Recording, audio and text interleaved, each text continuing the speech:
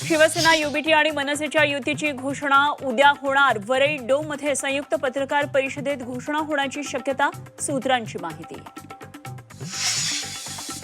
ठाकरे बंधूंची युती मनोमिलन आधीच झालेलं आहे। वाजत गाजत गुलाल उधळत मोठ्या धूमधडाक्यात युतीची घोषणा होईल, खासदार संजय राऊत यांची माहिती।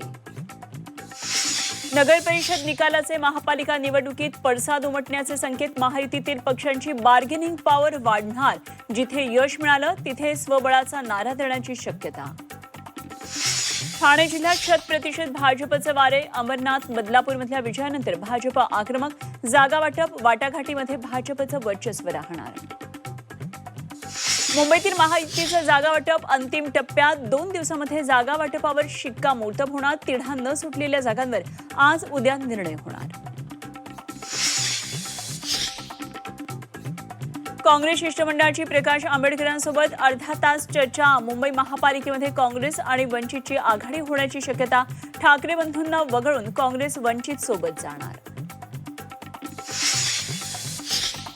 छत्रपती संभाजीनगरमध्ये भाजपचा उद्धव ठाकरेंना धक्का। आठवडाभरामध्ये 5 माजी नगरसेवकांनी मशाल सोडून हाती घेतलं कमळ। निवडणुकीच्या तोंडावर शहरात शिवसेना युबीटीला मोठी गळती।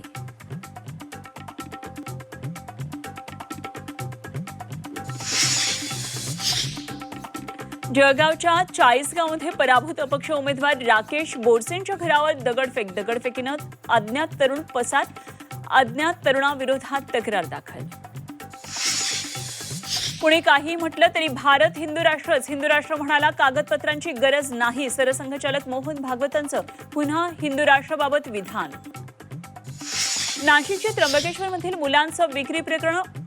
हाडोंगे कुटुंबानं मुलं विकली नाहीत तर नातेवाईकांना दत्तक दिली। चौकशी समितीकडून जिल्हाधिकाऱ्यांना अहवाल सादर। झी 24 तासने उघड केलेल्या जमीन गैरव्यवहार प्रकरणात शीतल तेजवानीच्या जामीन अर्जावर आज सुनावणी। खडक पोलीस ठाण्यामध्ये तेजवानीवर गुन्हा। राज्यातल्या 40 लाख लाडक्या बहिणींवर अपात्रतेची टांगती तलवार। 31 डिसेंबरपर्यंत ई-केवायसी पूर्ण न केल्यास 1500 रुपयांचा हप्ता बंद होणार। रेल्वेकडून लांब पल्ल्याच्या गाड्यांच्या तिकीट दरामध्ये वाढ। प्रवाशांना 500 किलोमीटरसाठी 10 रुपये अधिक मोजावे लागणार। 26 डिसेंबरपासून नवीन दर लागू होणार। लोकलच्या तिकीट दरामध्ये कुठलेही बदल नाहीत।